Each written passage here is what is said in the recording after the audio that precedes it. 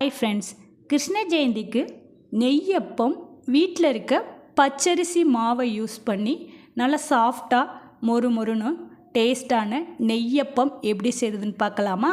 இந்த ரெசிபிக்கு 1 கப் மாவுக்கு 3/4 கப் வெல்லம் சேர்த்து 1/4 கப் தண்ணி சேர்த்து இது வெல்லம் கரையவும் ஸ்டவ்வை ஆஃப் பண்ணிவிட்டு ஃபில்டர் பண்ணிக்கலாம். அடுத்து இதுக்கு தேவையான மாவு ரெடி பண்ணிக்கலாம். ஒரு மிக்ஸி ஜாரில் 2 பழுத்த வாழைப்பழம் சேர்த்துக்கலாம். கூடவே 2 ஏலக்காய், ஒரு பிஞ்ச் உப்பு சேர்த்துக்கிறேன்.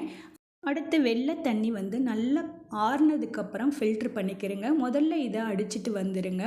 அடுத்து இது கூட 1 கப் பச்சரிசி மாவு சேர்த்துக்கிறேன். கடையில் வாங்கின பச்சரிசி மாவுனாலும் பரவாயில்ல, வீட்டிலையே அரைச்சதுனாலும் சேர்த்துக்கலாம். நான் இந்த ரெசிபிக்கு சிவப்பு அரிசியில் சம்பா பச்சரிசி மாவு சேர்த்துருக்கேன். நல்லா அடிச்சிட்டு இது கூட கொஞ்சமாக தண்ணி ஆட் பண்ணிக்கிறேங்க. அரைக்கும் போது 1 கப் அளவுக்கு தண்ணி ஆட் பண்ணிக்கிறேங்க.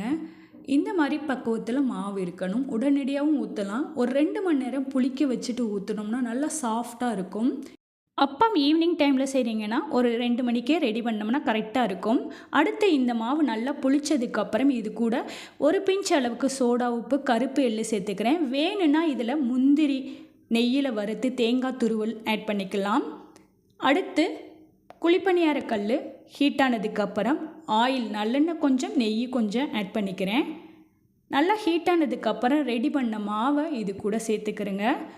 இந்த டைமில் பாருங்கள், சூப்பராக வேகும்போது அந்த குழியாக வர்றதுனால நல்லா உள்ளே வெந்து நல்லா சாஃப்டாக இருக்கும். அதே சமயம் வெளியில் நல்லா மொறுமொறுப்பாகவும் இருக்கும்.